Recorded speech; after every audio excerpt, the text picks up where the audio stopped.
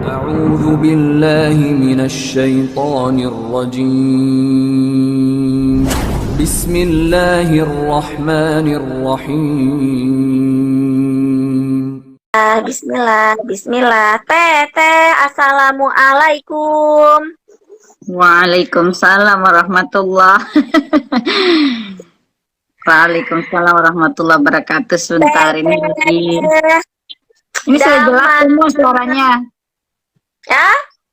Suara Teteh jelas. Aman, jelas banget.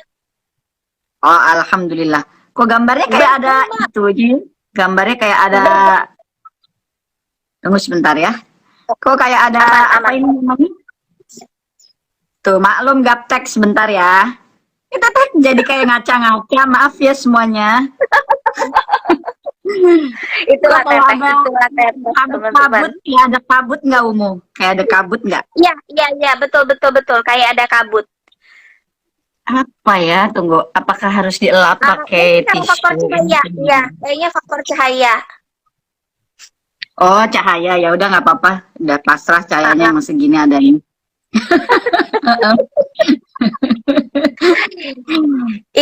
Itu memang sekarang filter yang lagi trending itu ya filter kabut kayak gitu Teh. Udah nggak apa-apa.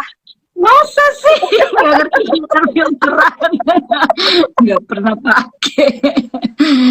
Oh gitu. Terus ya Ya teman-teman, Allah. itu percaya aja gitu. Padahal mah itu Sajen mah cuma ini ngomong asal Oh, doang. itu haram.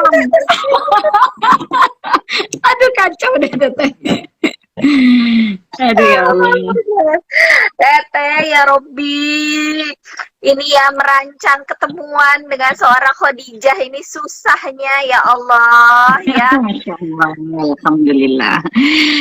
Mudah-mudahan segera dipertemukan Allah. Amin ya Allah. Kabar ibu dulu, pengen tahu gimana kabar ibu sekarang. Alhamdulillah.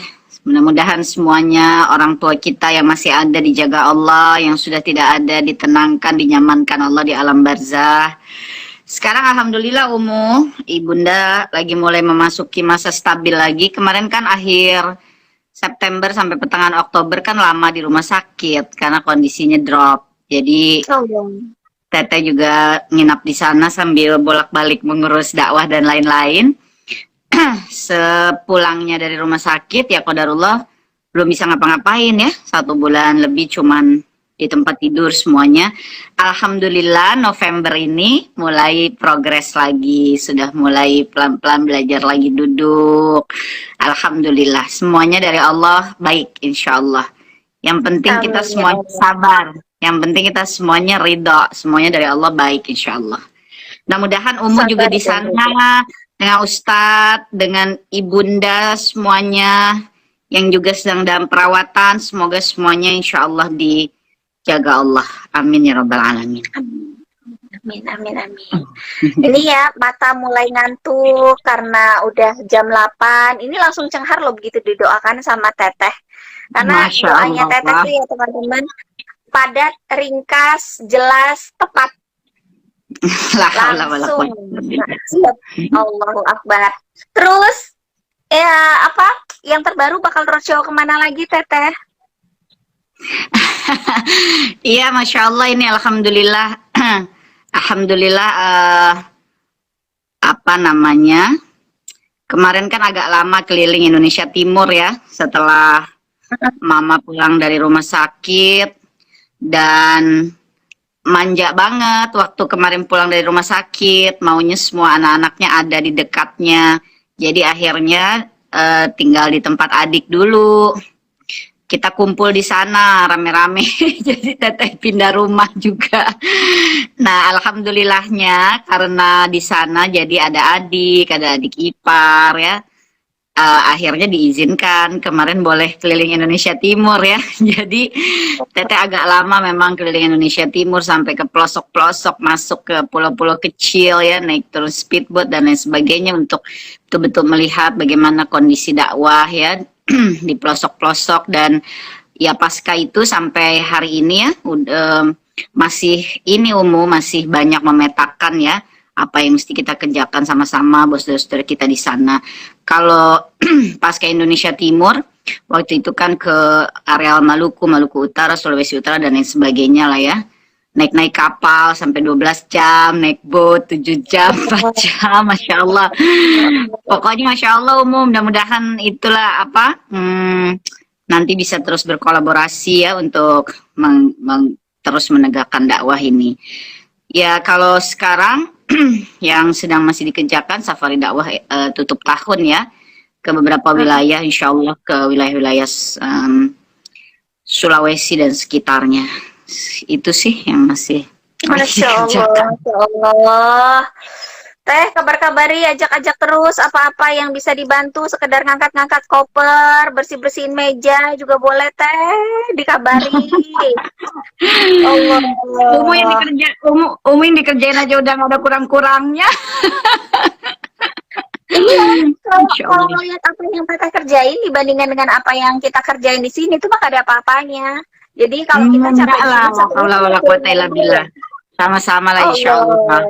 Sama-sama terus bergerak insya Allah. Apalagi sekarang akhir tahun ya Umu, kan pasti kita harus memetakan lagi strategi dakwah dan lain sebagainya tahun depan. Jadi memang akhir tahun ini dengan izin Allah, karena Mama juga ditangani adik dan keluarga, bisa tinggal rame-rame dulu di tempat adik. Jadi ya Teteh berusaha keliling ya.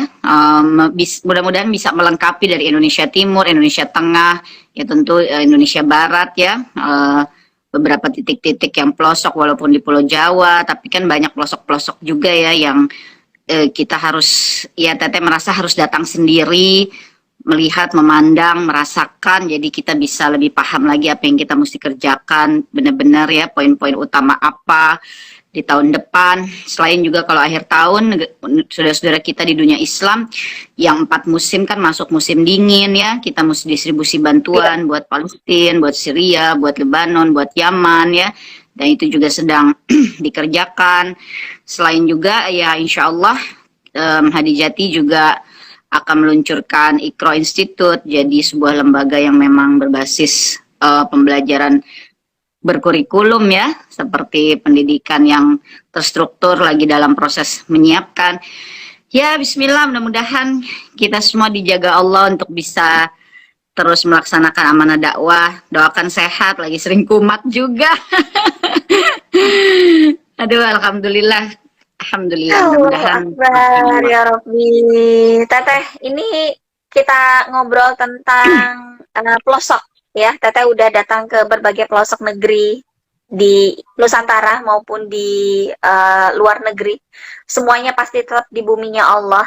Dari tempat ke tempat Teteh pasti menemukan yang namanya masjid ya. Bangunan yang insya Allah selalu, mudah-mudahan hati kita selalu terpaut di sana dan selalu rindu untuk kembali ke sana. Bagaimana kemudian Teteh melihat kelekatan antara umat dengan masjid saat ini, Teh? Iya, bismillahirrahmanirrahim.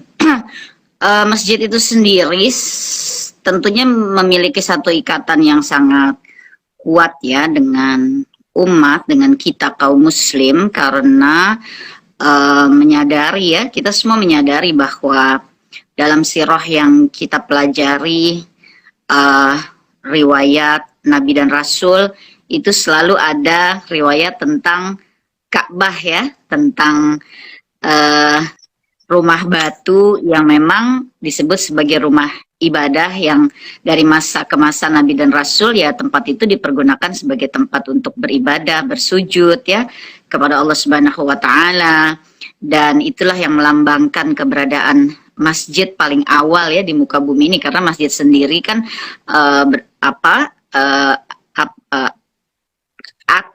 arti dari kata masjid itu sendiri kan sudah melambangkan tentang sujud ya, sudah melambangkan tentang sujud, sehingga umat Islam memahami bahwa masjid itu tempatnya untuk bersujud kepada Allah Subhanahu wa taala, dan harapan dari umat Islam itu dimanapun mereka berada ya mereka punya tempat untuk bersujud kepada Allah taala dalam keadaan berkumpul begitu ya. Jadi bicara tentang masjid ya mungkin seperti yang Ummu Sajat sampaikan, kita tidak hanya bicara tentang suatu tempat yang digunakan oleh umat Islam untuk melaksanakan ibadahnya kepada Allah, tapi ada makna berkumpul gitu di sana. Sebab kalau soal sholat, Nabi Shallallahu Alaihi Wasallam juga menyebutkan bahwa di seluruh muka bumi ini semuanya bisa menjadi masjid kan bagi kita.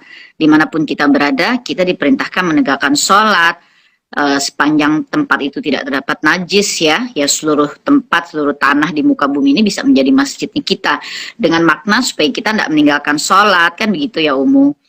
Tapi melaksanakan sholat sendiri ya, atau di lokasi-lokasi mana yang tersebar dan menyebar itu apa ya, kebersamaan untuk berkumpulnya itu mungkin tidak sedekat dan sekuat ketika memang tempatnya ada gitu ya. Nah dalam hal ini tentu tempatnya itu adalah masjid, apalagi di masjid itu aktivitas sholatnya pun umumnya dilakukan secara berjamaah, sehingga potensi untuk mendapatkan ganjaran yang berlipat-lipat juga lebih besar ya.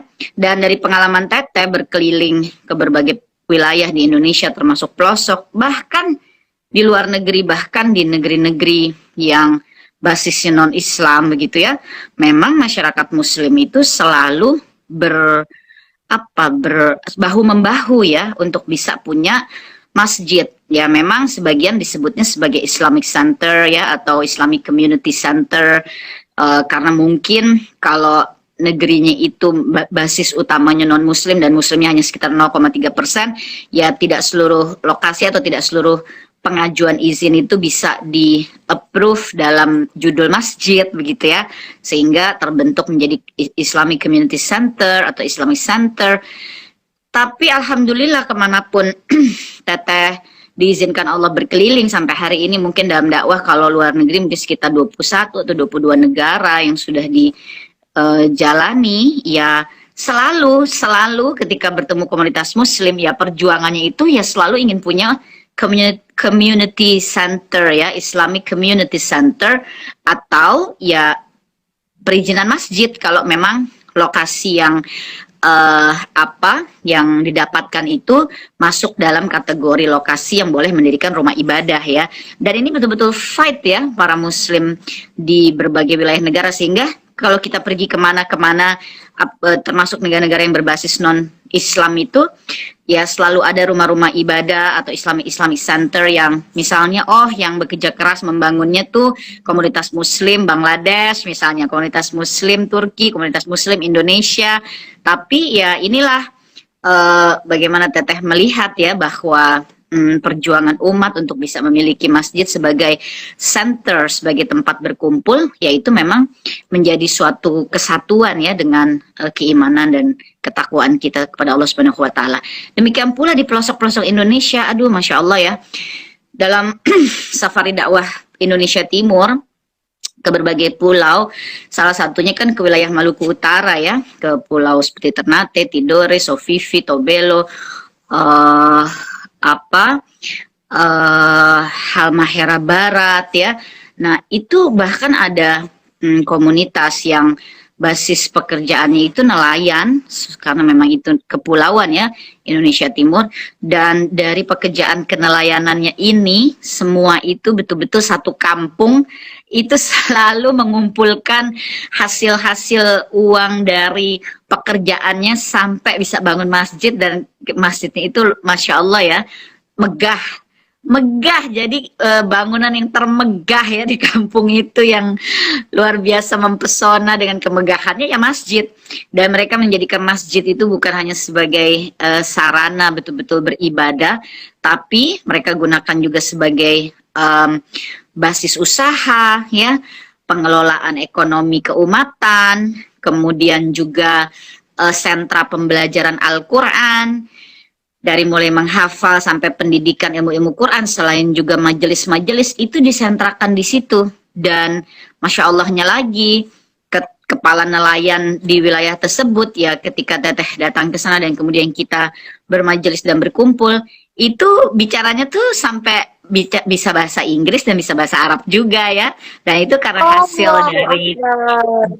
hasil dari apa aktivitas di masjid, ada pembelajaran bahasa Inggris, ada pembelajaran, ya itu disentrakannya tuh di masjid ya, dan itu apa relatif wilayah yang bagi kita yang hidup di Indonesia Barat itu kan wilayah yang jauh ya, yang kita rasa sebagai jauh gitu. Indonesia yang paling ujung, mana di ujungnya juga masih naik turun speedboat lagi gitu, masih naik mobil lagi. Aduh, Masya Allah ya, Alhamdulillah.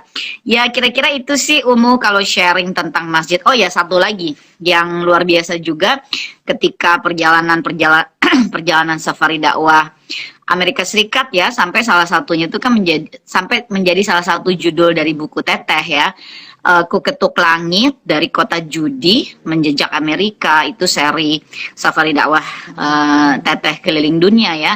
Itu kenapa sampai jadi judul salah satu buku Teteh, karena memang ada perasaan yang terpesona ya ketika menjejakkan kaki itu kan mengetuk langit dari Kota Judi ya, yang Las Vegas sebetulnya yang kita pahami sebagai apa, tempat hiburannya dunia tuh mungkin terpusatnya di sana, dan kita kenali sebagai kota judi kan memang ya, judi, hiburan malam ya, pokoknya semua identik dengan keriaan duniawi. Yang ketika Teteh punya jadwal keliling Amerika yang memang sebelum pandemi itu dilaksanakan hampir setiap tahun ya, itu sempat nggak kepikir gitu, ngapain ya ke Las Vegas gitu ya, karena nanti di sana ngapain ya, di mana gitu ya mesti aktivitasnya ya. Kemudian mencari kontak di sana dan menanyakan kepada beberapa saudara-saudara kita Muslim Indonesia yang ada di sana, dan ya mereka semangati untuk datang aja teh dulu, nanti lihat, dan ternyata Masya Allah ya, bahkan di Las Vegas pun masyarakat Muslimnya itu punya 4 masjid besar ya, yang betul-betul memang dibangun dengan bahu membahu ya, walaupun belum ada masjid yang dibangun oleh Muslim Indonesia ya, tapi masjid di sana tapi ada yang Teteh datangi, bisa lihat aja tuh 4, dan salah satunya tuh besar dan menjadi sentra aktivitas juga, termasuk aktivitas sosial, kasih makanan gratis ya setiap weekend, terus kemudian sebulan sekali selalu ada bazar amal ya. Ya pokoknya betul-betul jadi sentra, dan itu terbuka untuk umum. Jadi Muslim non Muslim kalau mereka butuh bantuan ke masjid ya. Ya inilah syiar kan, jadi masjid menjadi tempat kita bersujud kepada Allah, tapi juga menjadi sentra kita untuk melakukan syiar dalam berbagainya, termasuk tempat kita berkumpul, ya dilambangkan dengan sholat berjamaah, tapi sebetulnya berkumpul dan berjamaah yang betul-betul untuk mengurusi urusan umat gitu ya, dan itu bisa dilakukan di masjid. Yang janganlah perintah pertamanya Allah Ta'ala kepada Nabi SAW ketika hijrah dari Makkah ke Madinah itu kan membangun masjid. Makanya kita kenal Masjid Quba ya, dalam posisi sebelum memasuki Madinah, karena memang itu perintah Allah kan ya. Masya Allah, itu sih insight-nya tentang kembali ke masjid. Masya Allah. Iya. Ternyata masih, insya Allah masih tinggi ya, masih tinggi, dan insya Allah akan selalu tinggi kerinduan terhadap umat, terhadap masjid ya, sehingga walaupun di daerah pelosok tetap bersemangat untuk mendirikan rumah Allah ya Teteh. Iya. Juga bagi kita umat Islam ya, rumah ibadahnya kan ya masjid ya. Apalagi kita punya Masjidil Haram, kita punya Masjid Nabawi, kita punya Masjidil Aqsa ya, yang Allah sebut di dalam Al-Quran, dan tentu juga Masjid Quba ya. Ya itu lambang basis berkumpulnya umat Islam itu ya memang masjid kan ya. Jadi ya Masya Allah ya, dimanapun dan kemanapun kaki ini dilangkahkan oleh Allah, ya memang selalu di mana ada Muslim pasti di sana ada perjuangan untuk membangun masjid, pasti. Bahkan di pelosok Teteh di Papua Barat itu, di Pulau Kalobo itu, ya masyarakat itu ya walaupun pulaunya kecil, pagi sampai sore nggak ada listrik ya, kita baru dapat listrik itu malam ya. Tapi mereka punya masjid ya, sudah bertahun-tahun kondisi masjidnya masih belum, tambal sana tambal sini gitu, tapi ya masyarakat itu fight untuk bisa punya masjid masjid ya, masya Allah, alhamdulillah.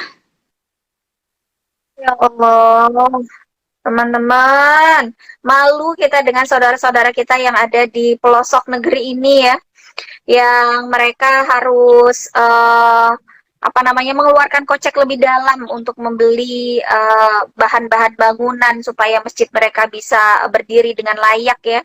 Kita di sini kayaknya hampir 500 meter masjid, 500 meter masjid. Tapi sayang kalau misalnya masjidnya kemudian kita biarkan hanya digunakan untuk sholat 5 waktu saja atau sholat Jumat saja. Selebihnya dibiarkan lengang. Maka itulah kenapa kemudian di setiap masjid itu ada yang namanya DKM, Dewan Kemakmuran Masjid. Namanya juga kemakmuran ya. Jadi harusnya tugasnya adalah memakmurkan masjid. Bukan malah bikin masjid itu jadi sepi dari aktivitas umat. Jadi tadi menarik apa yang Teteh sampaikan ya, bahwa salah satu masjid yang ada di daerah Maluku itu tidak hanya digunakan sebagai tempat sholat saja, tapi juga untuk pengembangan ekonomi umat, kemudian juga sentra pembelajaran Quran, Teteh sampaikan tadi.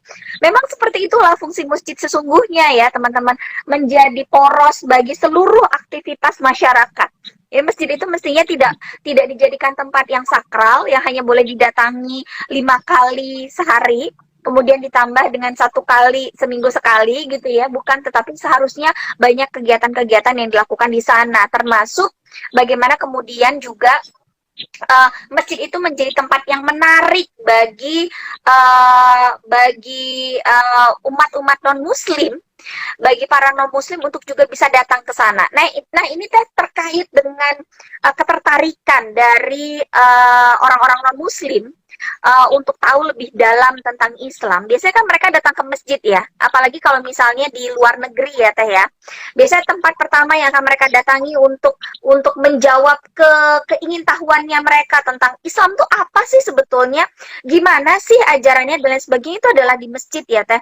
Nah sepanjang perjalanannya Teteh melangkahkan kaki di berbagai belahan bumi Allah, bagaimana kemudian Teteh juga melihat masjid ini bisa menjadi menjadi sentra hidayah bagi umat. Ya, ya. Jadi mungkin kalau kita bicara tentang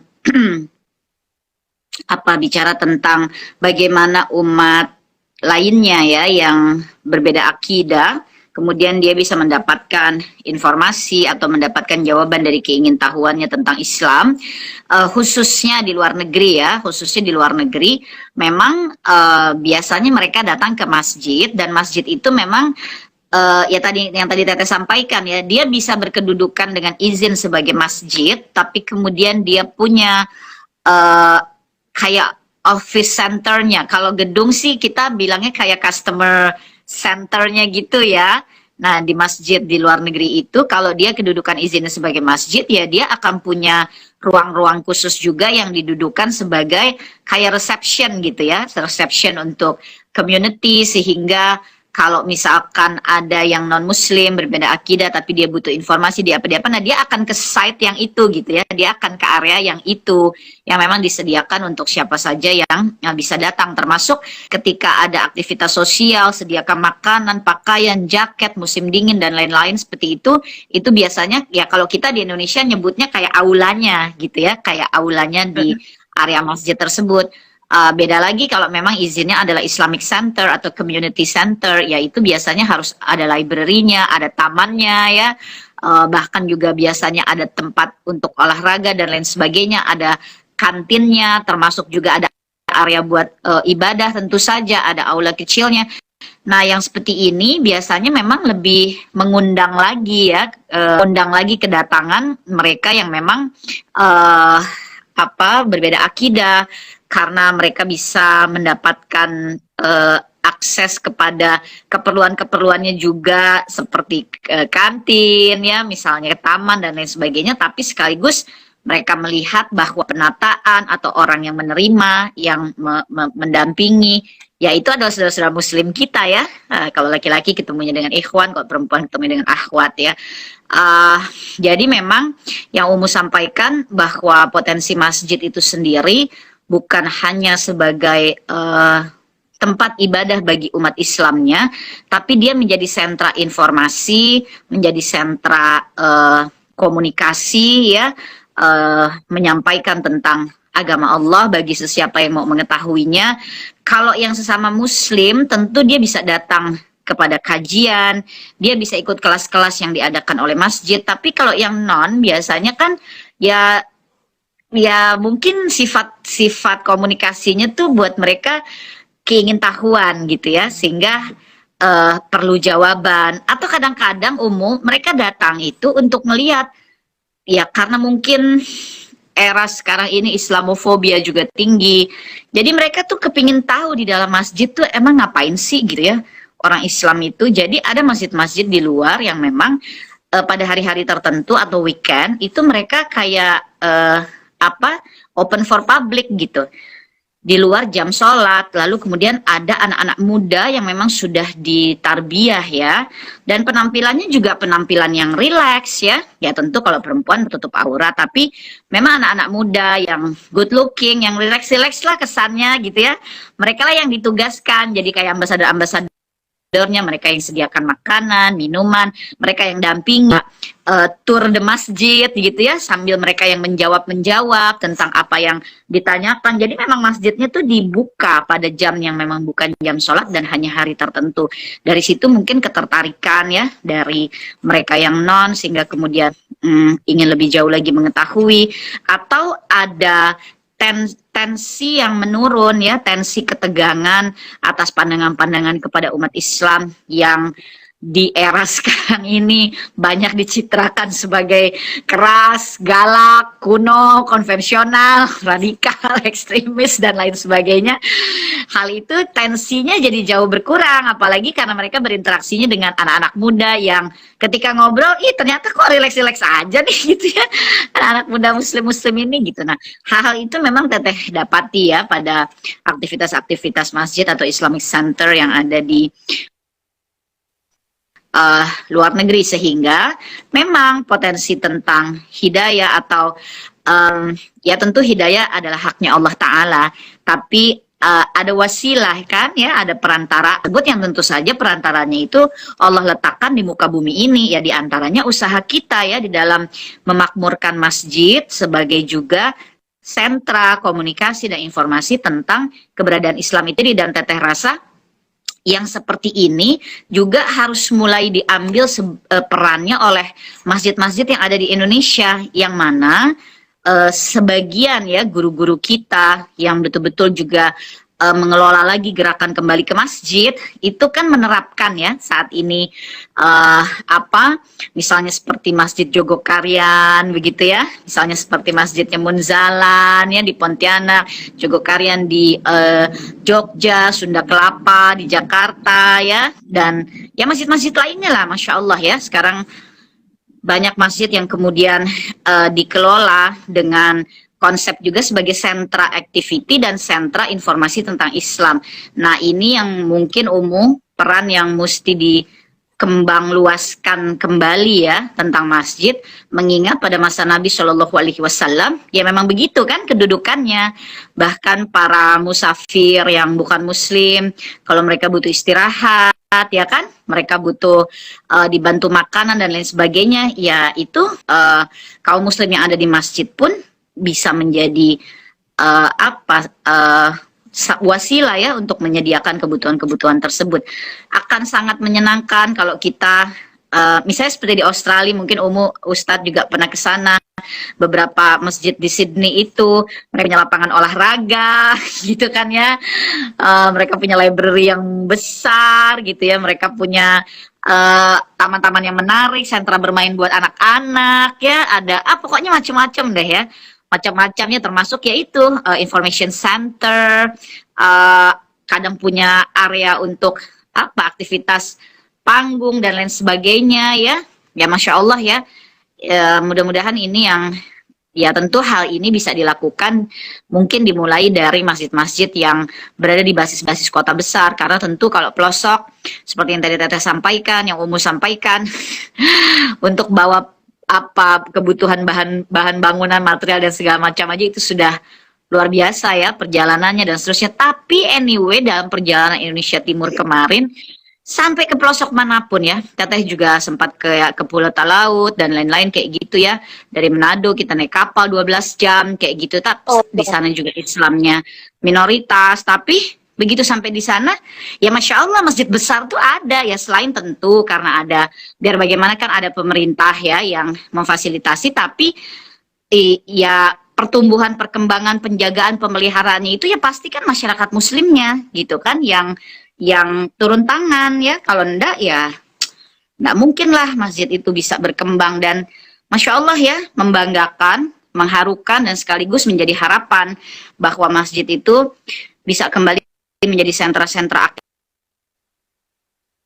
aktivitas dan menjadi wasilah untuk hidayah ya, untuk apa yang dibutuhkan ya oleh seorang manusia, apakah dia sudah seorang muslim ataukah yang belum muslim, tapi kemudian interaksi dengan petunjuk Allah Ta'ala melalui wasilah masjid ya, kira-kira begitu ya. Masya Allah. Tapi teh bagi sebagian orang ini kayaknya masjid itu jadi tempat yang apa ya, menakutkan untuk didatangi gitu teh. Jadi ada masjid-masjid yang ada masjid yang dianggap kurang friendly ya, baik terhadap anak-anak gitu ya. Ada beberapa masjid yang melarang anak-anak kecil masuk. Kemudian ada juga masjid yang itu tadi ya hanya dibuka di waktu-waktu sholat saja gitu. Sehingga kemelekatan atau kedekatan umat terhadap masjid juga sekarang ini ada yang turun gitu ya. Nggak cuma di pelosok, tapi juga kita dapati itu ada di masjid-masjid besar gitu. Nah, bagaimana seharusnya pihak pihak DKM ya, mudah-mudahan di sini ada juga istri-istri dari para pengurus DKM gitu ya, yang juga insya Allah bisa mendapatkan insight gitu.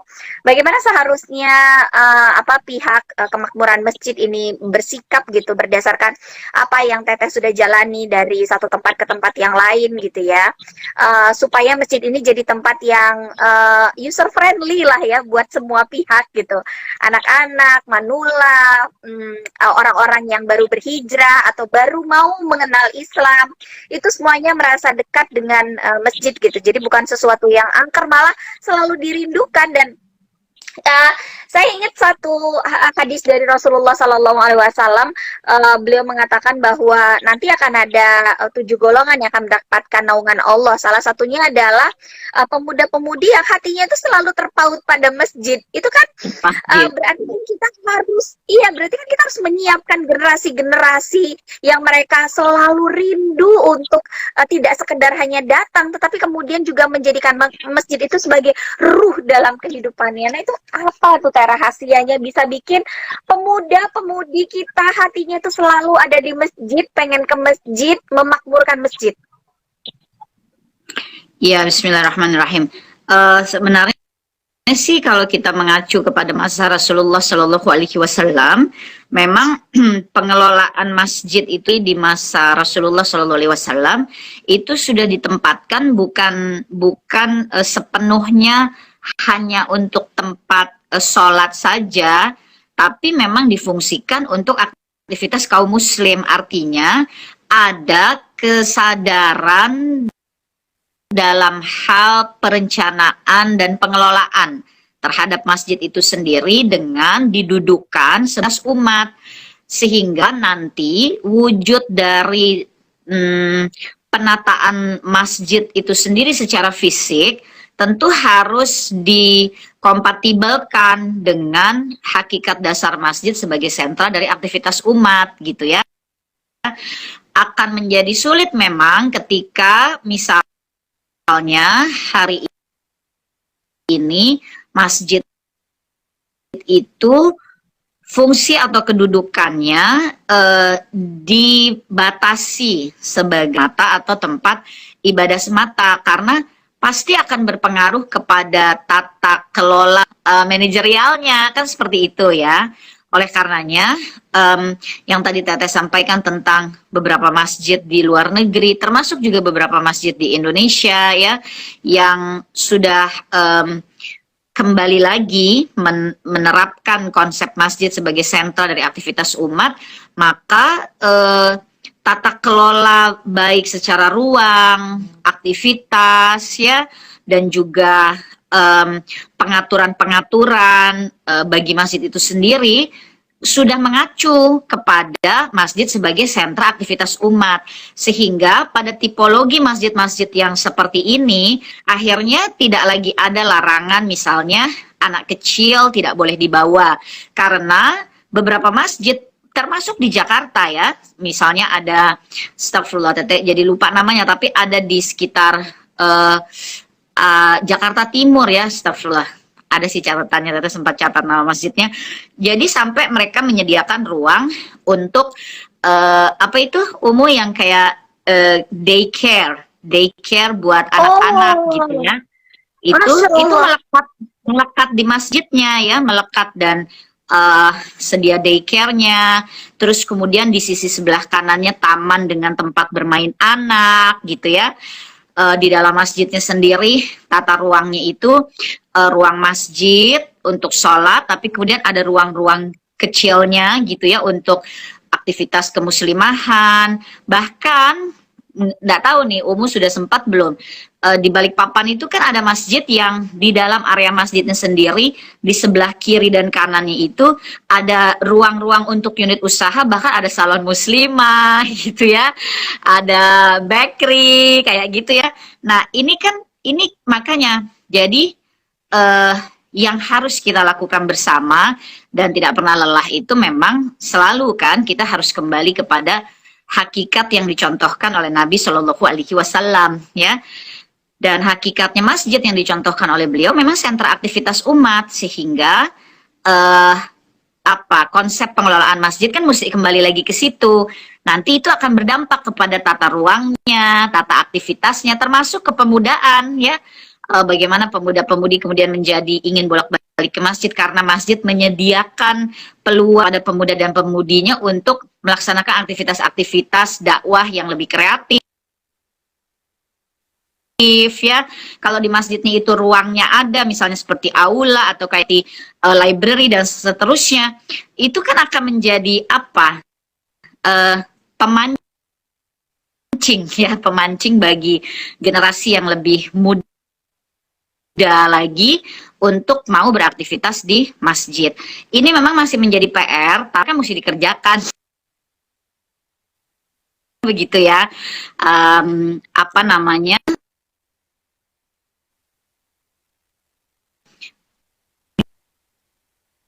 Anak kecil kalau nggak boleh dibawa ke masjid, bagaimana kita mendidik anak-anak untuk mengenal masjidnya? Walaupun di sisi lain Teteh juga suka mengingatkan kepada jamaah tanggung jawab di masjid gitu ya, sehingga jangan sampai masjidnya memang sudah bahkan balita atau masih bayi gitu, kalau ibunya mau majelis, mau beraktivitas di masjid boleh dibawa. Tapi kan orang tua juga tetap punya tanggung jawab kan untuk mendidik anak-anaknya mengerti adab di masjid. Jadi jangan sampai juga ketika ulama kita lagi bicara anaknya guling-gulingan di depan di karpet guling-gulingan, atau berantem terus sama ibunya didiemin aja padahal guru-guru kita lagi bicara, lagi ngajar. Nah, ini kan juga mesti diperhatikan oleh semuanya, sehingga yang ideal memang ya sebagai salah satu contoh tadi ya, masjid yang menyediakan daycare ya, yang menyediakan taman bermain untuk anak gitu. Ya inilah bagaimana kita kemudian memikirkan tentang pengelolaan masjid, atau momentum-momentum tertentu misalnya dibuka untuk family setiap weekend, dicanangkan kegiatan-kegiatannya setiap weekend ya.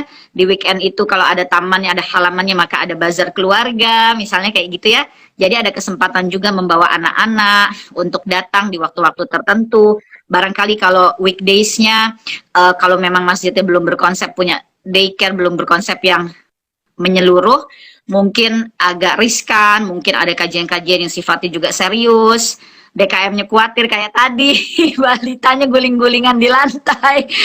Kan ya begitu ya, mungkin Umum juga merasakan misalnya ada screen, ada presentasi, kemudian ada proyektor. Anak kecil tuh kan suka tertarik ya dengan cahaya.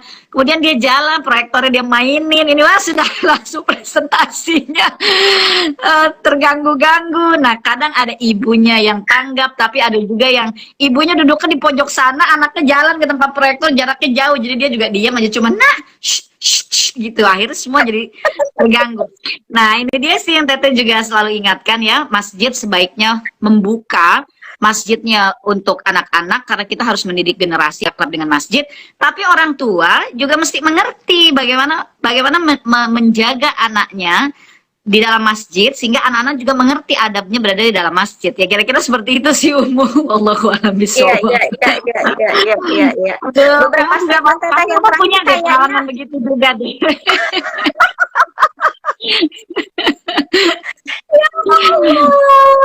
Hasil kita lagi presentasinya buyar, proyektornya dimainin, kadang pernah proyektornya terguling, aduh astagfirullahaladzim. Allah. Saya pengen ngomong teman-teman, tapi udah diwakili sama Teteh ya semuanya ya, isi hati ya. Oh, benar. Tapi benar kok, Teteh, teman-teman juga ya. Jadi kalau kita mau dekatkan anak-anak kita pada masjid, membuat mereka jadi pemuda-pemuda yang nanti akan senang, tidak hanya senang ke masjid di waktu salat saya, tapi betul-betul memakmurkan masjid, itu memang orang tuanya juga punya peran besar di situ gitu. Jadi kita juga sebelum berangkat udah ngebrief anak-anak kita, bagaimana kemudian mereka harus bersikap ketika mereka ada di masjid. Sebetulnya nggak cuma ada di masjid ya, tapi dimanapun mereka berada itu kan ada adabnya ya. Di rumah aja itu mereka ada adabnya. Tempat yang mungkin mereka anggap nggak punya rules, itu tuh ada aturannya. Dimanapun di muka bumi ini ya, karena ini adalah buminya Allah, semuanya ada aturannya. Jadi bukan cuma di masjid, mereka ke mall, mereka punya aturan, mereka ke rumah neneknya, mereka punya aturan, mereka di rumah, mereka ada aturan. Mereka tidur, mereka punya aturan, mereka di sekolah, mereka punya aturan. Jadi nggak ada tempat di muka bumi ini yang mereka nggak ada rules buat kita semua gitu ya. Kadang-kadang kita merasa bahwa rules itu hanya ada di masjid gitu, padahal enggak. Sehingga kita hanya menutup aurat di masjid, sepulangnya kita membuka aurat kita lagi karena kita merasa di luar masjid nggak ada aturannya. Aturannya ya aturan yang kita bikin sendiri, padahal dimanapun di muka bumi ini selama ini adalah bumi miliknya Allah, maka semuanya terikat kepada aturan Allah, harusnya kayak gitu ya. Nah, Teteh menarik ini ketika Teteh sampaikan tadi bahwa kalau jadi kebayang gitu sama kita betapa nggak akan pernah matinya kegiatan yang ada di masjid ketika betul-betul masjid itu difungsikan sebagai poros dari semua kegiatan umat ya. Bisa dibilang masjid itu nanti akan hidup 24 jam. Ada satu masjid yang pernah saya datangi bersama dengan Ustadz Fatih waktu itu, dekat di daerah Cibubur saja gitu ya. Jadi pernah kami ada kesempatan saya menemani beliau untuk mengisi kajian di situ gitu ya. Malam-malam kajiannya kebetulan kajian anak muda, dibuat di konsep sangat menarik ya. Dan di situ saya melihat gitu, Masya Allah, ini masjidnya benar-benar jadi pusat kegiatan umat. Kayak yang Teteh bilang tadi, ada bakery-nya, kemudian ada martnya, kemudian juga ternyata di bagian atas itu ada pesantren untuk anak-anak yatim ya, itu disiapkan juga di bagian atas. Terus juga betul ada kliniknya di situ gitu. Wah, Masya Allah, ini masjid yang hidup ya. Dan yang kebayang sama saya teman-teman waktu itu adalah betapa beruntungnya mereka-mereka yang sudah mewakafkan hartanya untuk pendirian masjid ini.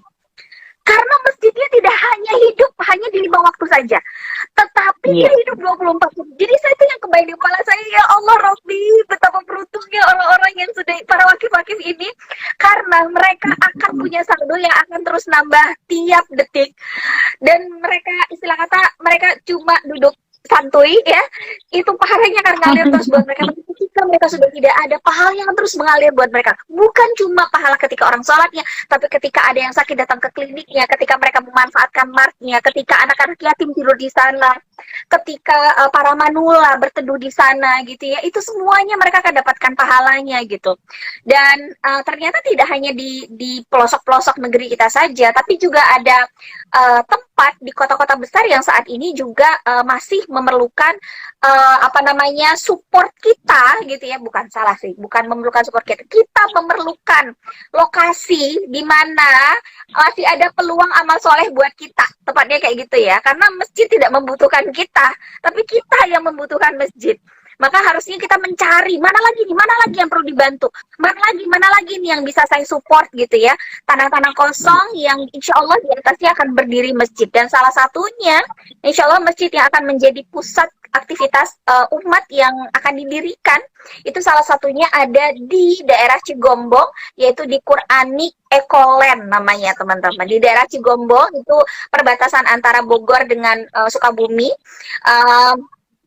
Keluar dari exit Cigombong kira-kira cuma sekitar 15 menit kita sudah akan menemukan satu lokasi namanya KEL, Quranic Ecoland. Nah, yang menurut saya yang paling pantas untuk bicara lebih banyak tentang Quranic Ecoland ini ya cuma seorang Teteh Khadijah Peggy Melati Sukma.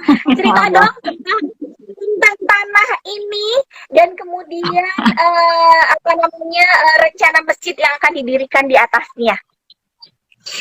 Iya, Masya Allah, la haula wala quwata illa billah. Mudah-mudahan 2023 ini gerakan kita bisa semakin konsisten dan kemudian Allah menolong ya. Ada progres yang akan dilakukan bersama oleh Teteh dengan Ustadz Fan juga lembaga kami Khadijati Foundation dan juga Cinta Quran Foundation. Semoga di 2023 ini Allah merahmati, memudahkan jalannya, menunjukkan caranya. Karena makasih yang tadi Umus Sajjad sampaikan dan mungkin beberapa waktu lalu juga kawan-kawan menyimak ya, menyaksikan lewat informasi sosial media dari kami-kami ini bahwa memang Teteh dan keluarga mewakafkan tanah dan bangunan ya yang kami miliki yang setelah rumah keluarga, tapi sebagian besarnya juga merupakan tadinya guest house yang syariah begitu ya, nilai-nilai syariah di dalam menerima tamu, melaksanakan aktivitas di sana dan tergelar di tanah sekitar 1 hektar di lokasi yang memang sangat strategis karena sekarang sudah ada jalan tol ya yang menembus antara Jakarta Sukabumi yang salah satu pintu utamanya keluarnya ya di sini ya di titik Cigombong yang jaraknya mungkin hanya 10-15 menit dari tanah yang kami wakafkan. Nah, tanah itu sendiri atau tanah dan bangunan tersebut memang peninggalan dari ayahanda tercinta ya yang sudah dipanggil Allah Ta'ala setelah kami merawatnya bertahun-tahun karena mengalami rejeki dari Allah, kondisi sakit yang berat. Sebelum menutup mata memang salah satu yang diakatkan oleh beliau adalah wakaf ya dari harta apapun yang beliau miliki. Nah, sehingga Teteh dengan keluarga menitipkan wakafnya kepada Cinta Quran Foundation. Selain juga memang ada areal yang tanah yang memang harus dibebaskan ya untuk lebih lagi memperluas kemanfaatannya kalau lahannya juga semakin luas ya. Nah, ini semuanya dalam proses. Dan dalam proses ini niatnya yang pertama kali ingin dibangun di titik tersebut adalah masjidnya, karena memang Cinta Quran Foundation punya konsep untuk mendirikan Quranic Ecoland, semacam lokasi bisa healing kalau zaman sekarang healing ya, tapi berbasis Quran ya. Kalau zaman sekarang apa-apa disebutnya healing gitu ya. Kalau kita pikir dulu sama Quran ya. Makanya sarana healingnya yang disiapkan juga disebutnya Quranic Ecoland. Dia kembali ke alam tapi berbasis Quran dan insya Allah sarananya lengkap, termasuk sentranya adalah masjid, sehingga tempat ini tidak hanya kemudian bisa diakses oleh kaum muslim beserta keluarganya yang datang, tapi juga bisa bermanfaat bagi masyarakat sekitar. Sebab ketika orang tua Teteh masih hidup, ketika ibunda juga masih aktif, bukan dalam keadaan sakit seperti hari ini, mereka berdua memang tinggal di sana dan betul-betul berinteraksi hidup bersama masyarakat gitu ya. mengelola sawah sama-sama, mengelola ternak sama-sama ya, bikin aktivitas kemasyarakatan, pokoknya selalu hidup di tengah masyarakat.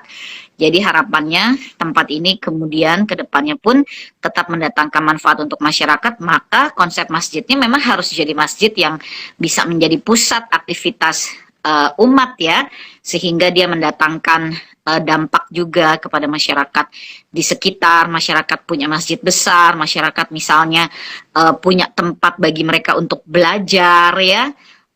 Belajarnya kan tentu sudah pasti tentang ilmu agama, tapi kita berharap kita bisa memberikan pembelajaran-pembelajaran atau pelatihan-pelatihan keahlian ya.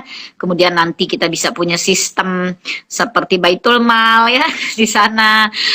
Masyarakat juga nanti bisa mengelola unit usaha kecil dengan didampingi oleh aktivis masjid. Masya Allah ya, harapannya Teteh dan juga keluarga Bisa Cinta Quran bisa menjadikan Quranic Ekolen ini sentralnya berada di masjidnya, dan masjid itu memang menjadi semacam pengelola ya dari Ekolen ini. Masya Allah ya, karena masjid kan boleh punya aktivitas keumatan. Nah, aktivitas keumatannya itu diimplementasikan dalam bentuk Ekolen ini. Ya, mudah-mudahan seperti itu bisa terlaksana, tapi tidak mungkin terlaksana kalau tidak ada dukungan umat ya, karena ini wakaf. Tentu pembangunannya juga harus dengan wakaf, dan nanti kalau misalkan berlanjut lagi ini pembebasan tanah juga mesti dengan wakaf. Maka sekarang programnya betul-betul program wakaf, baik untuk membangun maupun pembebasan yang dimulai dari membangun yang dimulai dari masjid, dan kelanjutannya yaitu Ekolen, dan juga pembebasan lahan di lokasi tersebut. Ya, kira-kira seperti itu. Jadi Teteh yang menjelaskan, padahal Masya Allah. yang ngelola proyeknya nanti Cinta Quran, kita yang wakafnya. Tapi insya Allah kita akan sama-sama, mudah-mudahan jamaah juga nanti bisa mendapat informasi yang lebih banyak.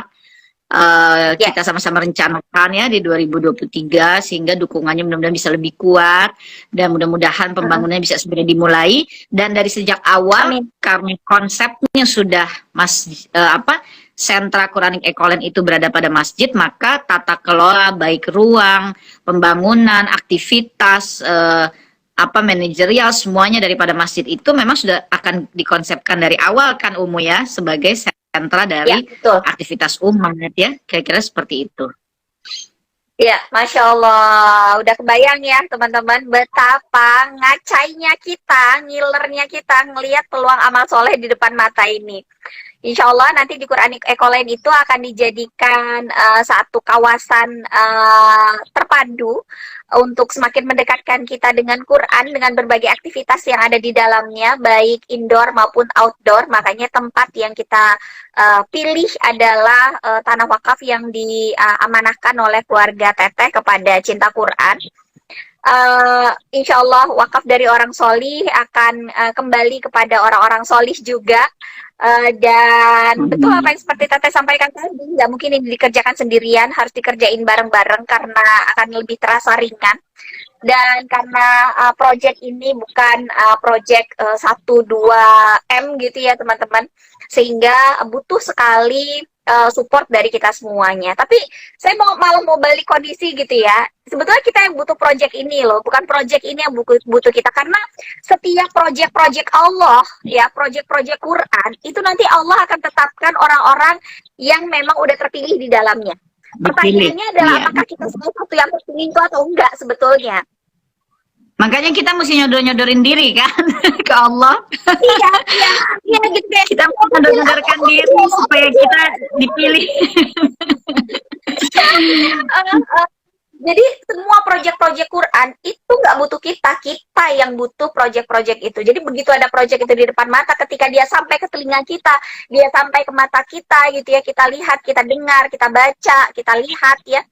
itu berarti Allah mau bilang ya kamu yang terpilih, termasuk teman-teman yang hari ini malam ini nonton di YouTube dan juga di live IG ini, ya berarti insya Allah mudah-mudahan kita yang saat ini Allah pilih, ayo ini kamu udah dengar ya informasi ini, kamu udah dengar ya ini peluang amal soleh, kamu udah dengar ya ini tuh peluang untuk nambahin saldo tabungan kamu di akhirat nanti, kamu udah dengar ya ini peluang juga untuk memberikan hadiah buat almarhum orang tua yang kamu cintai, kamu udah dengar ya gitu, kamu udah dengar ya, kamu udah dengar, terus apa lagi, ya udah langsung take action. Maka teman-teman semuanya, Iya. lewat lewat informasi ini, lewat obrolan ini bersama dengan Teteh, kami berdua mewakili Cinta Quran dan juga Khadijati Foundation mau mengajak teman-teman semuanya untuk ikut ambil bagian menjadi salah satu yang insya Allah akan berkontribusi dalam menegakkan masjid di Quranic Ecoland. Insya Allah proses pembangunannya akan segera kita mulai, karena ingin sekali, besar harapannya nanti ketika Ramadan sudah ada part yang bisa digunakan untuk tempat sholat bagi masyarakat yang ada di sekitar daerah Cigombong dan sekitarnya, begitu teman-teman. Dan bagi yang ingin datang langsung, saya pengen lihat deh lokasinya kayak gimana, ada di mana gitu ya, boleh langsung lihat di Google Map aja, ada Quranic Ecoland tulisannya, langsung dia menuju di titik yang tepat, boleh langsung cus ke sana ngelihat kondisinya, ngelihat posisinya, ini proyeknya beneran atau enggak gitu ya, jangan-jangan ini proyek KW-KW, proyek bohongan gitu ya, teman-teman boleh langsung datang ke sana dan lihat lokasinya langsung gitu ya. Dan jangan biarkan peluang ini berlalu begitu saja dari hadapan kita. Kadang-kadang karena kita bilangnya besok, lama-lama kita jadi lupa. Mumpung sekarang kita masih punya waktu, yuk langsung diberikan wakaf terbaik dari kita. Karena apa yang kita wakafkan sesungguhnya itulah yang akan menjadi tabungan abadi kita nanti kelak di yaumil kiamah. Teteh, ini tuh pertanyaan terakhir di malam ini, karena ternyata nggak terasa udah jam 9 malam. Kalau ngobrol sama Teteh tuh kayak gitu. Ngobrolnya kan berasa 15 menit pas ngajak, ya Allah udah 1 jam ya. Teh, ini kan dalam kondisi sekarang gitu ya Teteh. Itu rasanya untuk 1 jam lebih ya. Untuk maksudnya gini Teh, itu tanah yang diwakafkan itu kan hampir 1 hektar ya Teteh. Itu kalau kita tangting-tung pakai nilai rupiah gitu kan lumayan ya Teh, dengan kondisi sekarang ya, yang katanya tahun depan bakal resesi. Tapi ya jangan percaya teman-teman, karena bumi Allah ini luas, rezeki Allah tidak akan tertukar, jadi jangan pernah takut dengan kata-kata resesi.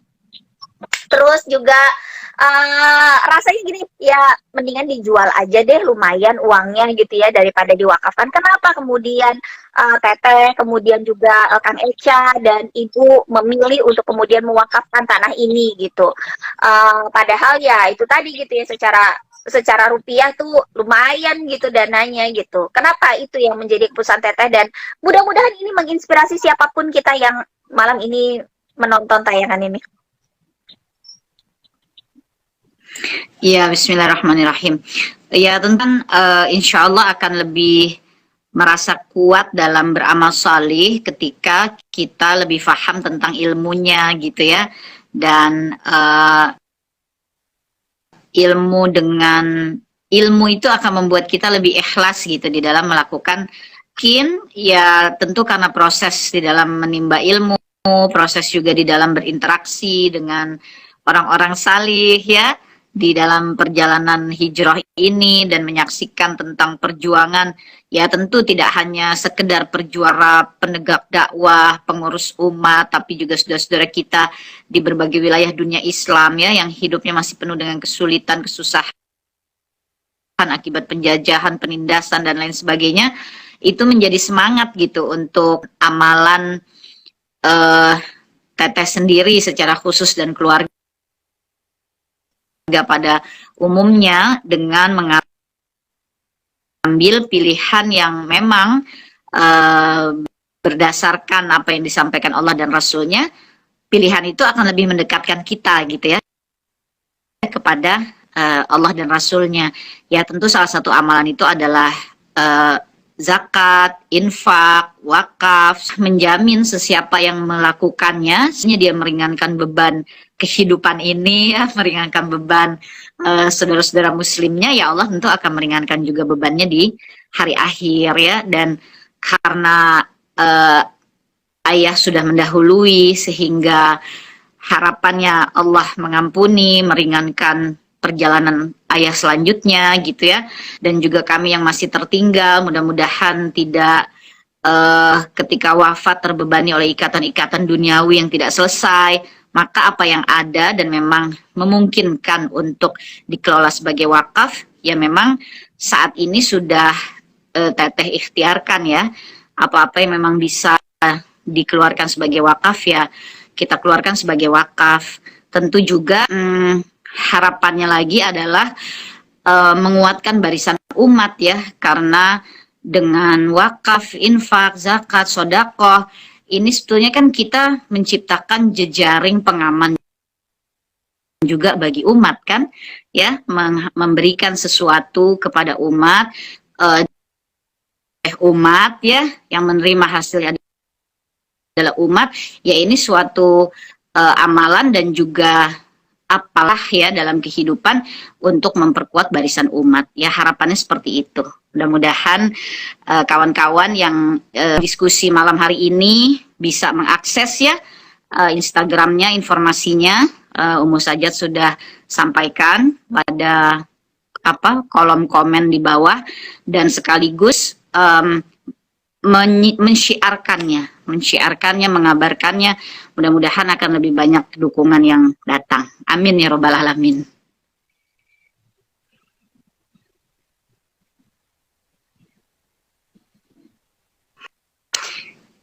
Umu suaranya hilang.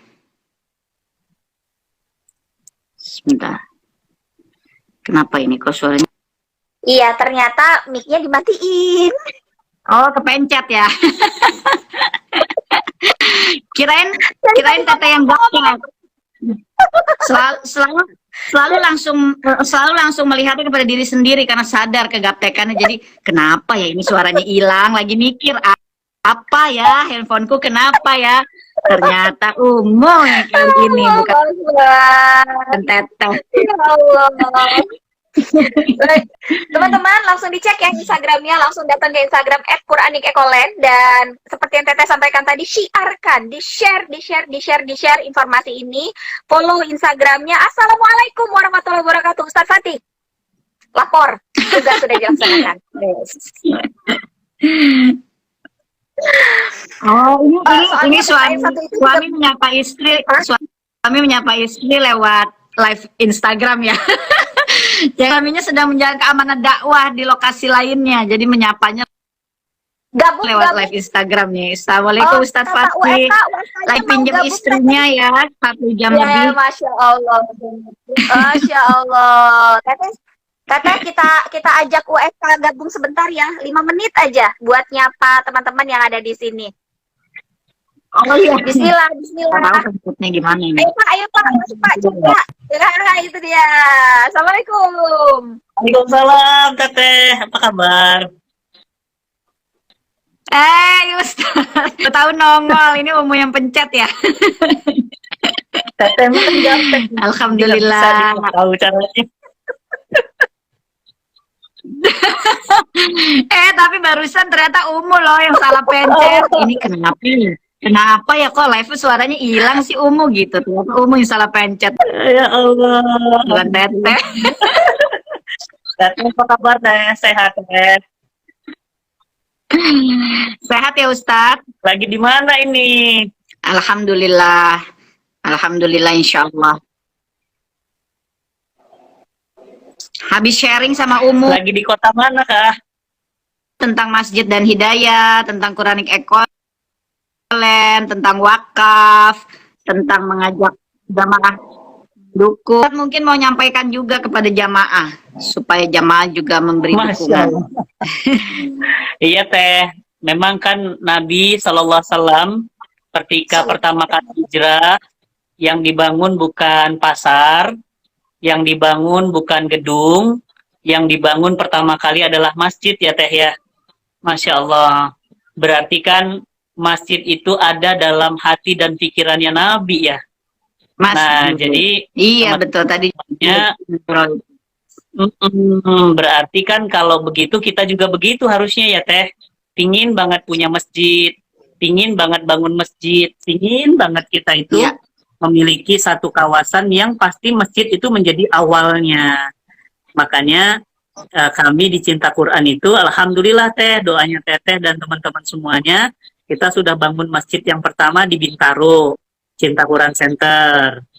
Nah, sekarang kita mau bangun masjid yang kedua di tanah wakafnya Teh Peggy di Cigombong. Nah, teman-teman semuanya, insya Allah masjidnya udah didesain, desainnya keren banget ya. Dan ternyata Teh, Insya Allah. masyarakat daerah sana itu nggak punya masjid. Jadi mau ke masjid jauh. Nah, makanya kita bangunin aja deh masjid ya Mi di sana gitu ya. Alhamdulillah sudah ramai yang berwakaf Teh. Kita akan pancang tiangnya insya Allah akhir tahun ini sudah mulai tegak. Dan mohon doanya ya Umi dan Teteh dan semua teman-teman. Mudah-mudahan Ramadan tahun depan ya 2023 malah sudah jadi masjidnya. Bismillah. Ya. Nah, tadi Umi sama Teteh udah cerita ya tentang masjid ya? Udah. Masya Allah, Alhamdulillah. Teteh lagi di mana ya? Kelihatannya sinyalnya ada kendala. Lagi di rumah. Oh, di rumah. Cuma memang terakhir sinyal Teteh agak biarpet. Ya, makanya udah, alhamdulillah. Iya, sinyalnya kan. Iya, sinyalnya. Ini memang kita tadi rencananya udah mau udahan ini Abi, karena udah nggak terasa udah 1 Agak jam ngobrol sama Teteh delay tadi.